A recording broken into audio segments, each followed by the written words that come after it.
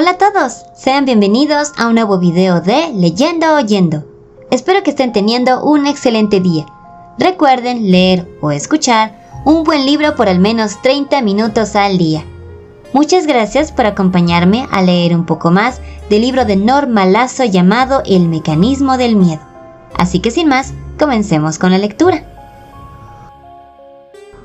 Gelio seguía sin hablar, no porque le hubieran cortado la lengua. El médico aseguraba que su estado de shock era grave. Sus padres se turnaban para darle de comer, bañarlo y vestirlo. Rafa pasaba horas a su lado, enumerando en silencio las cosas terribles que les haría a quienes lo habían lastimado, mientras cuadrillas de peones peinaban las zonas aledañas a Ciudad Albayzán e interrogaban a lugareños de poblados cercanos. Yo sabía todo lo que sucedía en casa de Gelio, porque Rafa le contaba a Marco Antonio y él me lo decía a mí. Yo no sé qué haría si le hicieran algo parecido a Rómulo. Entiendo a Rafa cuando dice que quiere matarlos a golpes. Eso no sirve de nada. Lo importante es saber dónde están los otros niños antes de que sea tarde. Sí, claro. Y en cuanto a nuestro círculo de lectura, Lourdes quiere venir. Dice que siempre ha querido entrar a tu casa. Y mi papá nos traerá a Rómulo y a mí. ¿Ya te dieron permiso? Sí. ¿Cuándo estudiamos? Dije estudiamos con tal seriedad que los dos reímos al unísono. Mañana en la tarde. Esa noche fue más larga que las anteriores. La emoción por la visita de Marco Antonio me provocaba una sensación de vacío en el estómago. Los minutos parecían horas y las horas se alargaban como si fueran días. Mi conducta había cambiado, indudablemente, pero las mujeres de la casa no lo habían notado o fingían no darse cuenta.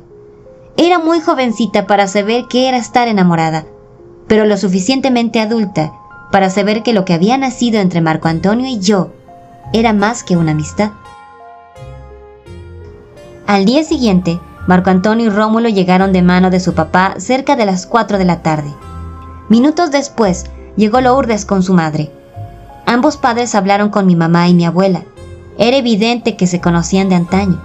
Dejamos a los padres hablando en el jardín y nosotros subimos a una de las salas de lectura. Mis amigos cruzaron la estancia con la boca abierta, deteniéndose a mirar los objetos que mi abuela coleccionaba. Me interrogaron sobre la escultura africana en medio de la sala, por qué había tantos dragones en los adornos y, sobre todo, cuál era la razón de tantos espejos. Yo inventaba las respuestas, tratando de parecer tan ilustrada como mi abuela. En la sala de lectura, acomodamos los libros de texto sobre la mesa de centro y sacamos punta a los lápices. Abrimos los cuadernos para dar la impresión de que estábamos estudiando. Alfonsín entró con una jarra de leche y galletas de chocolate que colocó en una mesa lateral. Cuando salió de la habitación, comencé a leer. La historia nos había mantenido alrededor del fuego casi sin respirar. Y salvo el gratuito comentario de que era espantosa, como debe serlo toda narración contada en vísperas de Navidad en un viejo caserón, no recuerdo que se pronunciara una palabra hasta que alguien tuvo la ocurrencia de decir que era el único caso que él conocía en que la visión la hubiera tenido un niño. El caso, debo mencionarlo, consistía en una aparición en una casa tan antigua como la que nos acogía en aquellos momentos. Una aparición terrorífica a un niño que dormía en el mismo cuarto que su madre, a quien despertó aterrorizado. Pero despertarla no disipó su terror, ni lo alivió para recuperar el sueño, sino que, antes de haber conseguido tranquilizarlo, también ella se halló ante la misma visión que había atemorizado al niño. Lourdes comió galletas compulsivamente sin perder detalle de lo que yo leía. Marco Antonio, que intentó impresionarme desde que nos conocimos, se comportaba como si la lectura no le provocara nada, aunque cuando el mecanismo comenzó a moverse con lentitud, pegó un brinco sobre el asiento. Rómulo era el más aterrado. Quizá por su edad se pegaba al cuerpo de su hermano al menor sonidito. El ruido de los relojes del taller no tardó en llenar la habitación donde leíamos. Detuvimos la lectura por unos minutos.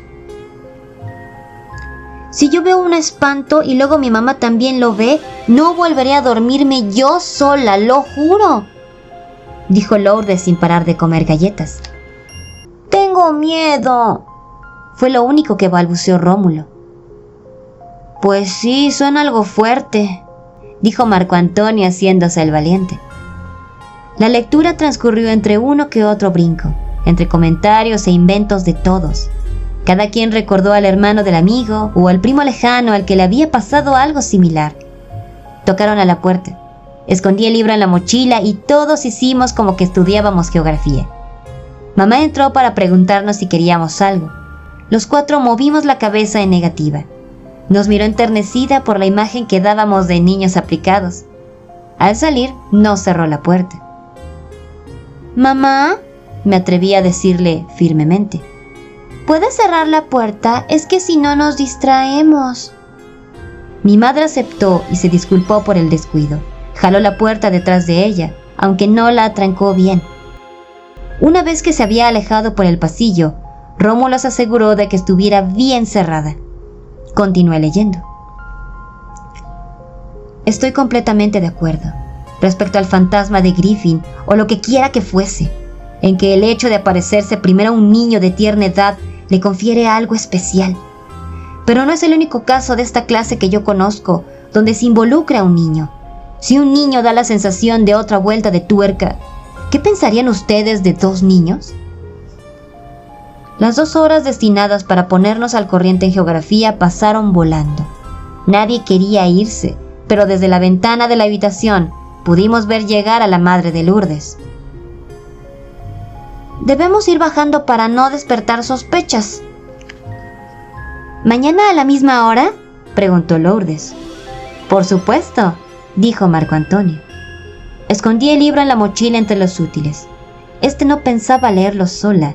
Quería avanzar a la misma velocidad que mis amigos para descubrir juntos lo que sucedía en aquella casa con niños aterrorizados. Llegada la noche, el temor me asaltó, a pesar de que me tranquilizaba saber que podía dormir nuevamente en la habitación de Alfonsina. Algo más allá de mi razonamiento me impedía relajarme. Tardé varias horas en dormir, volteando a cada rato hacia mi armario, la puerta de entrada y el ventanal que daba a la calle. Dejé la lámpara prendida para sentir un poco de calma. Contra mi pronóstico, concilié el sueño rápidamente. Tuve una nueva pesadilla. En ella, dormía en mi cuarto plácidamente cuando de repente sentí a alguien parado al lado de mi cama.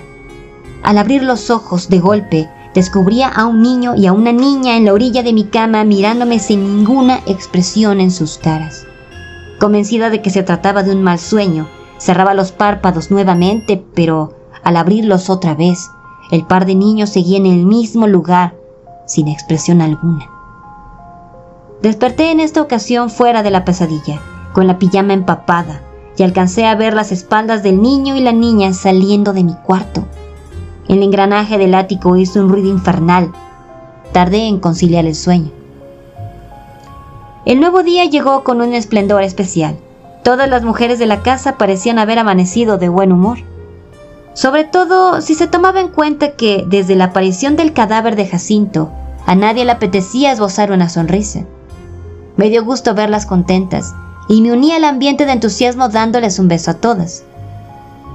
«Ándate a bañar, que ahora sí se te pegaron las sábanas», dijo mi madre en su tono disciplinario, pero sin dejar de sonreír. Mi abuela, que estaba parada a unos metros, intervino de inmediato. «Ay, Augusta, ni siquiera tiene clases. Déjala que se levante cuando quiera». «No, mamá, retomar el ritmo le va a costar mucho trabajo.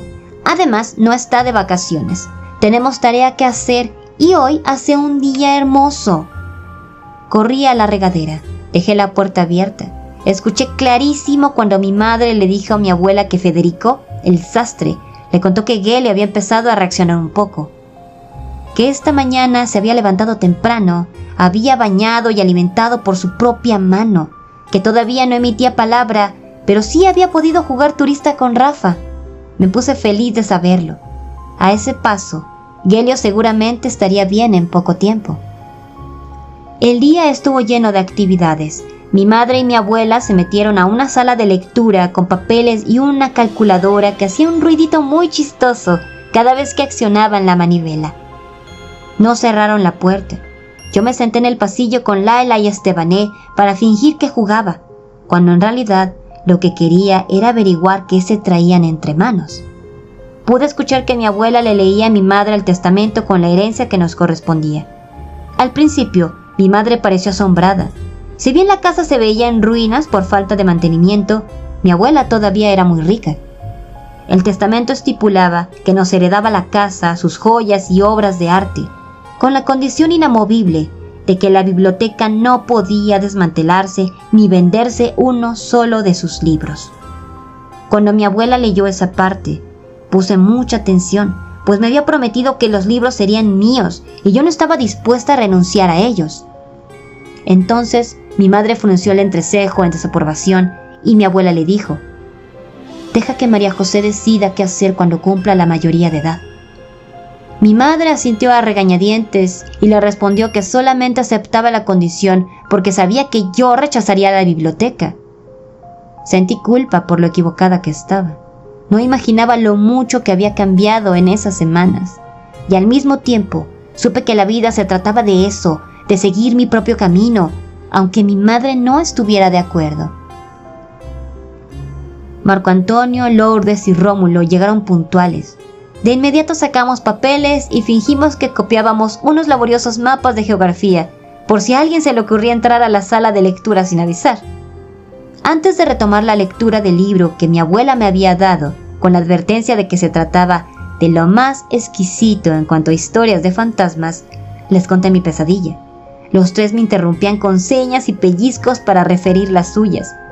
Todos habíamos soñado algo similar.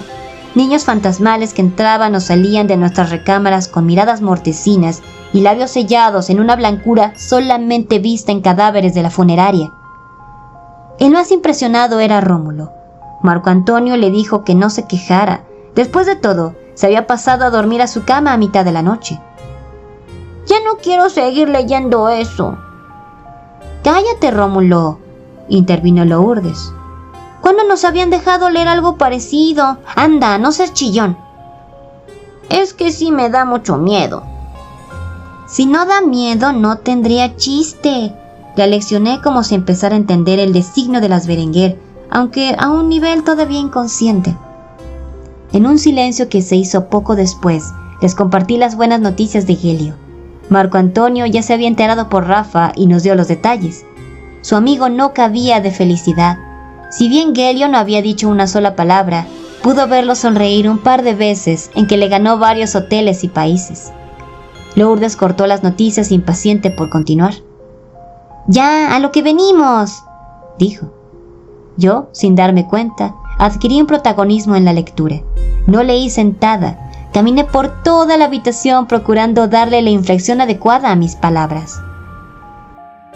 Mi corazón se había detenido un instante ante el asombro y el terror de preguntarme si ella también lo veía. Contuve la respiración mientras aguardaba a que me lo dijera con un grito o con cualquier otra repentina señal inocente de interés o de alarma. Esperé, pero no ocurrió nada. Entonces, en un primer momento, y tengo la sensación de que esto es más espantoso que cuanto he relatado, llegué al convencimiento de que, en los últimos instantes, habían cesado todos sus anteriores ruidos, y en segundo lugar, me pareció que, también desde unos instantes atrás, se había vuelto hacia el agua sin interrumpir el juego. Tal era su actitud cuando finalmente la miré, con la firme convicción de que ambas seguíamos estando sometidas a la observación directa de una tercera persona. Mi madre por poco nos pesca infraganti.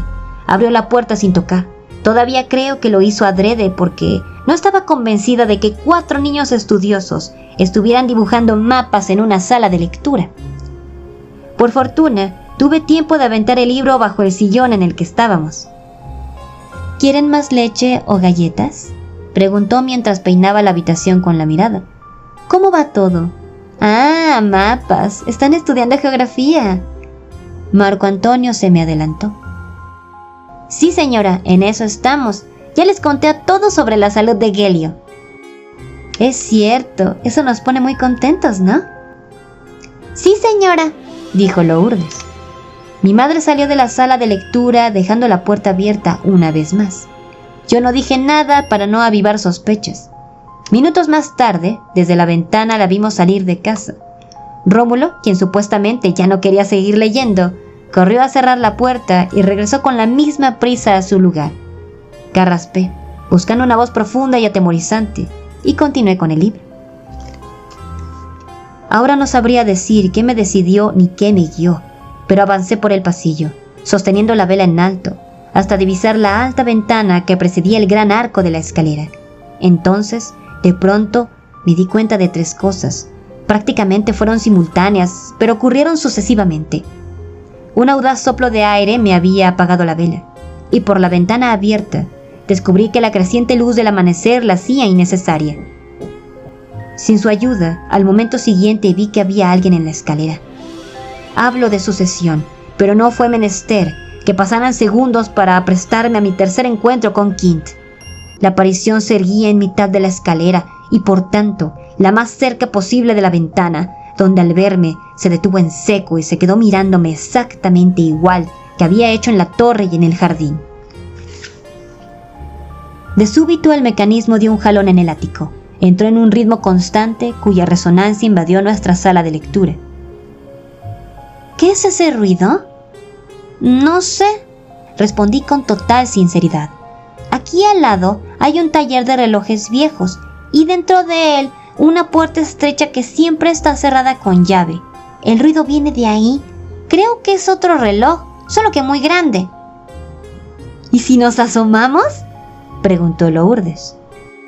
Si mi mamá se entera se va a enojar muchísimo. Pero tu mamá no está, insistió. Nos miramos. No hubo que decir ninguna palabra para darnos cuenta de la complicidad que se había formado. Salimos sin hacer ruido y entramos al cuarto contiguo.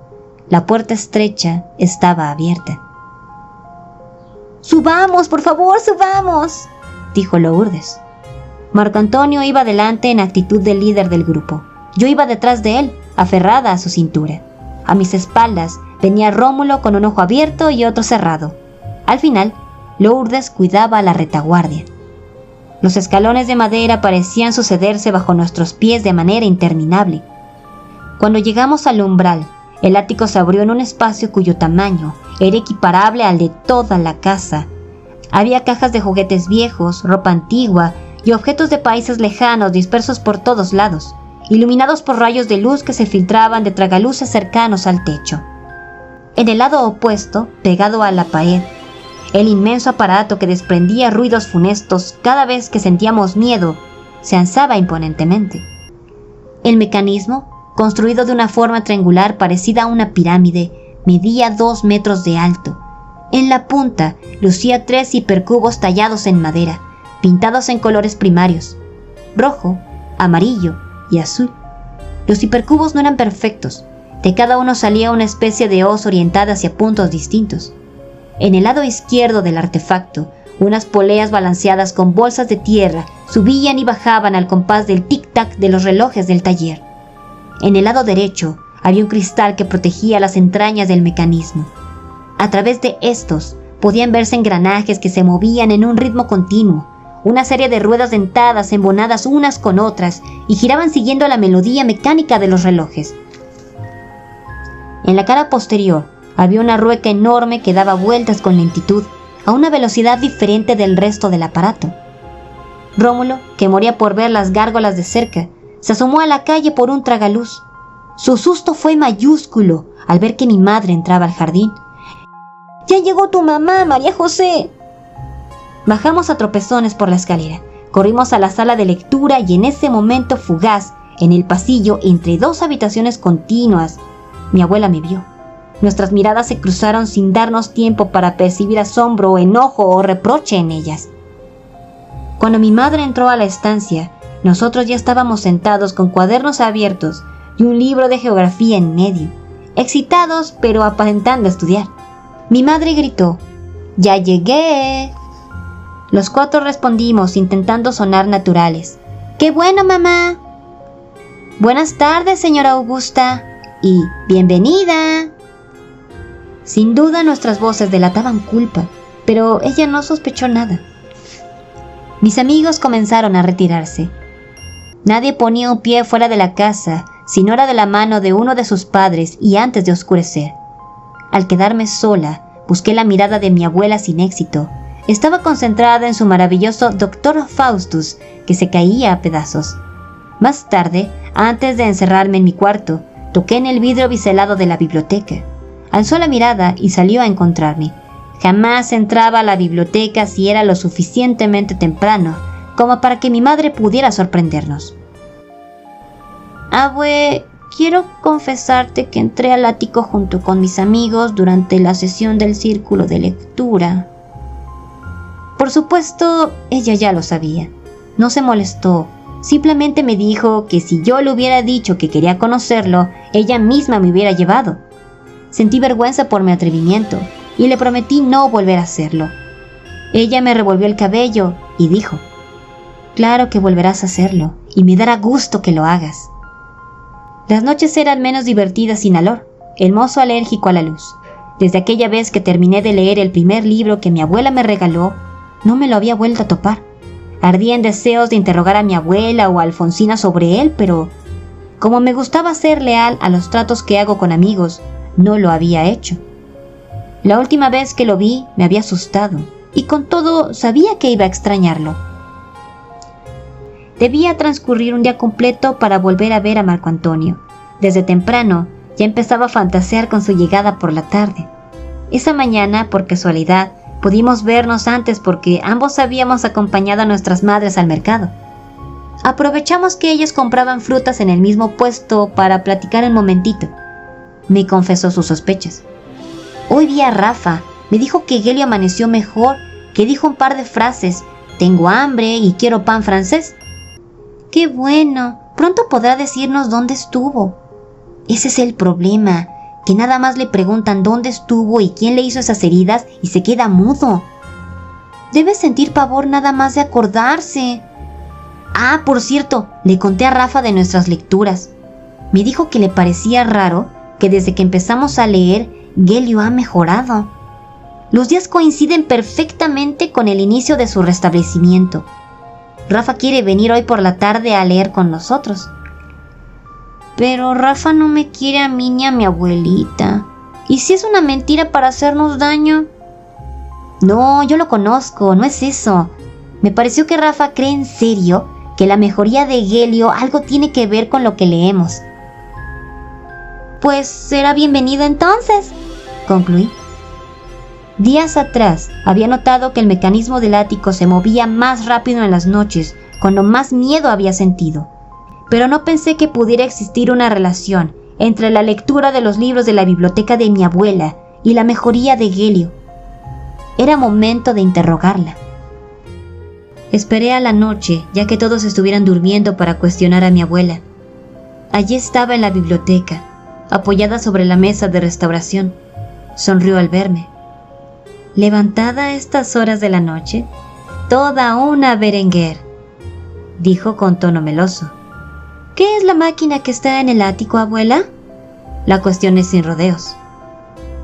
«Mira, María José, es un mecanismo que pertenece a nuestra familia, que ha pasado de generación en generación. ¿Y para qué sirve?». Es algo difícil de explicar. Digamos que ordena las cosas y las pone en su lugar. Me he dado cuenta que cuando siento miedo camina rápido porque lo oigo ponerse a trabajar. En cambio, nunca lo he oído cuando estoy tranquila, desayunando o platicando contigo. El mecanismo se echa a andar con las vibraciones que producen los niños asustados con cuentos y leyendas de ficción. Y por eso los niños de Ciudad Albazán desaparecen, ¿verdad? Todo lo contrario, María José. Esos niños han desaparecido porque descubrieron el horror que la mano del hombre produce. ¿Entonces no es lo mismo? ¿Cómo podemos ayudar a Gelio y a los otros niños desaparecidos? Leyendo, respondió. Salí de la biblioteca sin comprender claramente cómo funcionaba el mecanismo, pero de alguna forma estaba segura, escuchando a mi abuela decir cosas sin rodeos, con su manera tan característica de contarme sus secretos, de que yo y mis amigos estábamos haciendo lo correcto. Al abrazar a mi abuela para despedirme y regresar a mi cuarto, me pareció ver una sombra en la estancia. Recordé al mozo y hablé a pesar de estarlo traicionando. Por cierto, ese empleado tuyo, Alor, el que trabaja de noche, no me cae mal, pero hace varias noches que no lo veo. ¿Va a volver? Mi abuela sonrió como si supiera a quién me refería. Sin levantar la vista del libro que restauraba, me dijo: «Aquí no trabaja ningún mozo desde hace 5 años». Al oír esto, mis piernas flaquearon. Creí que en cualquier momento me iba a desmayar. Me recargué en la pared para no caerme. Por primera vez sentí verdadero terror. Mi abuela debe haberlo notado porque salió de la biblioteca y me vio pálida, imposibilitada para caminar, a punto de desvanecerme. «¿Qué te pasa?» «Abuela, ¿me acompañas a mi cuarto?», logré articular.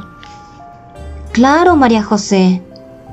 En ese instante creí hallar una pequeña diferencia entre miedo, horror y terror. El miedo anida lentamente y crece conforme lo procura el pensamiento. El horror te carcome las entrañas ante algo que te genera repulsión.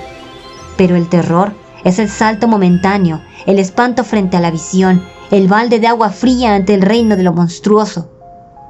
Mi abuela me acompañó hasta mi habitación. No le solté la mano durante todo nuestro recorrido tambaleante. Me metió en la cama y me arropó.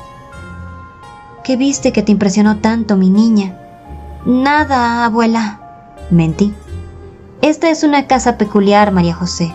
En ella, la imaginación florece como no lo hace en otros lados. No creas todo lo que ves y no ignores todo lo que no ves». «¿Te puedes quedar hasta que me quede dormida, abuela?» «Sí», me respondió tiernamente. Se recostó a mi lado en la cama, pasó su brazo por debajo de mi cuello.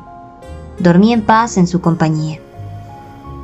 Mis amigos volvieron a ser puntuales la siguiente tarde. Rafa, quien siempre me había lanzado miradas de odio, se portó amable, y yo accedí a darle otra oportunidad, sobre todo porque intuía que entre todos podríamos ayudar a Gelio. Los 5 subimos como un coro obediente de monaguillos. Mamá nos vio y comentó desde la estancia: «¿Un amiguito más? ¡Qué gusto! Es Rafa, el hermano de Gelio, mamá». «¿Cómo está tu hermano?» «Cada día mejor, señora Augusta». «Qué gusto saberlo. ¿Estudian mucho?» «Sí, señora», contestamos todos. En la sala de lectura nos acomodamos como veníamos haciéndolo. Asignamos un nuevo lugar a Rafa. Nos tardamos un poquito en ponerlo en antecedentes. Cuando hubo entendido la trama, empecé a leer. Enseguida me dormí, hasta la 1, como luego supe, pero cuando desperté fue para sentarme derecha, tan despabilada como si una mano me hubiese abofeteado. Había dejado una luz encendida, pero estaba apagada, y al instante tuve la certidumbre de que había sido Flora quien la había apagado. Eso me hizo ponerme en pie y dirigirme a su cama, en medio de la oscuridad que encontré vacía. Una mirada a la ventana me iluminó algo más, y la cerilla que encendí completó el cuadro. Al terminar el párrafo, Rafa se levantó de su sitio y se agarró de una lámpara de pie para no caerse. Tenía el rostro descompuesto. Las comisuras de los labios arqueaban su boca hacia abajo en un mohín extraño. Las pupilas negras de sus ojos habían crecido cubriendo el resto del iris. Su pecho subía y bajaba en un ritmo rápido, y por más que intentaba gritar, le era imposible articular palabras. Rómulo siguió la dirección de la mirada de Rafa. Él sí pudo gritar. Los demás volteamos hacia donde ellos miraban. Vimos a los 2 niños que habían estado en mi habitación la otra noche, solo que ahora estaban levitando fuera de la ventana. Todos lanzamos un alarido, excepto Rafa, que continuaba boquiabierto. El griterío se escuchó hasta abajo. Mamá subió a la carrera, temerosa de que alguien nos hubiera hecho algo. Al entrar a la sala de lectura, nos encontró aterrorizados, abrazados unos a otros. Ella no vio nada. «¿Qué pasó? ¿Qué tienen?» «Allá afuera, en la ventana, 2 fantasmas, 2 fantasmas», dijo Rómulo con la voz entrecortada. Mamá se asomó. «No hay nada, vean ustedes mismos». Los 5 abrimos los ojos. Solo vimos las ramas de un sauce meciéndose con el viento frío. Mi madre vio hacia la mesa donde estaban nuestros cuadernos. Descubrió sobre estos el libro de mi abuela. Lo cogió para saber de qué era, aunque ya lo sabía en ese mismo instante. Ahora hablo contigo, me dijo con una entonación que indicaba que me había ganado un regaño. Luego salió de la sala de lectura y gritó: ¡Mamá!, con el coraje contenido durante años. Mi abuela y mi madre pasaron varias horas encerradas en la recámara del fondo. Se oían reclamos en tono subido. Los padres de mis amigos llegaron por ellos. Yo me quedé en mi cuarto en espera del castigo, mirando fijamente a Laila, Estebané, Ricarda, Solveig y Anaranda, quienes me devolvían la mirada con sus fríos ojos de vidrio como si tuvieran vida. Habían empezado a producirme escalofríos, así que las cubrí a las 5 con una sábana. Escuché que la puerta donde estaban mi madre y mi abuela se abría. Había llegado mi hora. Mi madre se detuvo en la entrada de mi habitación. María José, lo único que te prohibí hacer en esta casa es justo lo que has hecho. Por tu culpa he tenido un fuerte disgusto con mi madre cuando ya parecía que nos estábamos llevando bien. Me desobedeciste, me miraste a los ojos y todo el tiempo sabías que me estabas engañando. Abusaste de mi confianza y permitiste que tus amigos abusaran también. Déjame explicarte, mamita. Cállate, no quiero escuchar una palabra más. Te encierras a partir de ahora en este cuarto y no podrás salir hasta que yo te lo ordene. Desde hoy estás castigada. Tus amigos ya no pueden venir. Te dedicarás a estudiar mañana y tarde hasta que las clases se reanuden. Dicho esto, se retiró a su habitación con el coraje todavía retumbando en su cabeza. Mi abuela salió del cuarto rumbo a la biblioteca. Se asomó para lanzarme un beso de lejos. Le pedí perdón por lo que había pasado, y ella, con su voz serena, contestó: no ha pasado nada, aún. Y eso es todo por el día de hoy. Les agradezco mucho por haberse quedado hasta el final del video. Y la frase del día de hoy es: el dolor desaparece con el tiempo, pero no deseo ser curado por el tiempo, porque cuando huyes del dolor, con el anhelo de olvidar, lo único que logras es quedarte atascado. Te vuelves incapaz de seguir adelante. Y esta frase la dijo Ciel Phantom Hive en el anime Kuro Shitsuji. ¿Qué opinan de esto? Por favor, dejen su opinión en los comentarios, que estaré encantada de leerlos. Mis queridos lectores, muchas gracias por escucharme. Así que por favor, les pido que me acompañen en el siguiente video para poder leer juntos un poco más. Y si les gustó este video, por favor, no olviden darle like y suscribirse, eso me ayudaría muchísimo. Nos vemos en el siguiente video de Leyendo Oyendo. Les deseo un excelente día. Chao, chao.